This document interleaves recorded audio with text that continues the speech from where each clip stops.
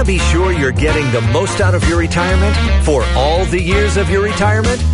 That's the primary goal of More Living with Jim Brogan and our Dollars and Cents segment, where we provide you with an important financial tip that will help positively impact the quality of your life in retirement.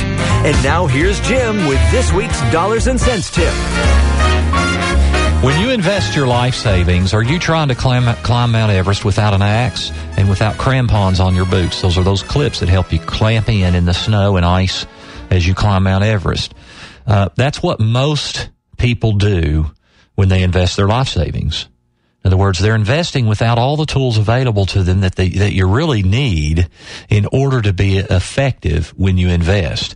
And what I mean by that is, we have enough challenges as it is in this economic environment, especially in retirement where, as I've mentioned many, many times before, when you're drawing income from your life savings, it puts you a lot more pressure on that nest egg. So most people, when they invest, are dramatically limiting themselves on what they invest in. And here are probably the top three areas I see. One is when you're in a company plan. You're in a 401k, a 403b, whatever your company provides. Most company plans have really very few options of what you can invest in. Most 401ks have 8, 10, 12 options. Even a large company plan that is robust might have 30 options. Well, there's over 15,000 mutual funds alone. There's all the stocks, bonds. I mean, you can't buy a treasury in your 401k. You can't buy a CD usually.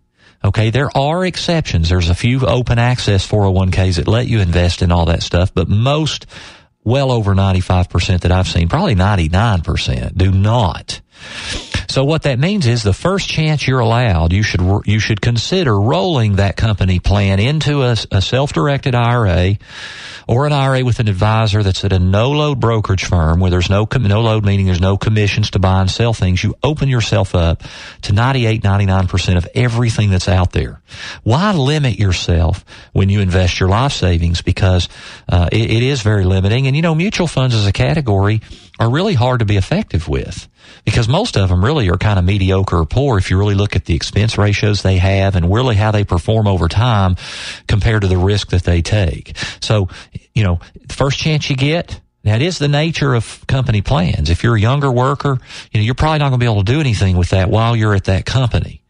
Certainly, if you're not at your old company, then why is your company plan? Roll it into the IRA. Now, the second area is where you have your funds directly with a mutual fund company. Mutual fund families usually are going to have 20 or 30 choices, some less than that, some many, many less than that. But some of the bigger ones usually have 20 or 30 funds. Well, with all the different categories you need to be investing in with your life savings, do you think any one mutual fund family is going to have all the best choices in all the different categories? Of course not, no matter how good they are. So why would you limit yourself to one mutual fund family or even two? Consider everything that's out there. Don't limit yourself. And then the third is we get in this argument of, Jim, I want to do funds, but should I have mutual funds that are managed money or should I have ETFs, index funds, exchange traded funds? Well, why do you have to pick one or the other? Why not consider both? I mean, they both have pros, they both have cons. Why would you limit yourself? I mean, I see advisors do this. Well, we only do managed mutual funds. That's what we believe in. Others, we only do, low-cost index funds. You know what? There's advantages to managed funds. There's advantages to ET index funds. There's disadvantages to both. Why not consider everything?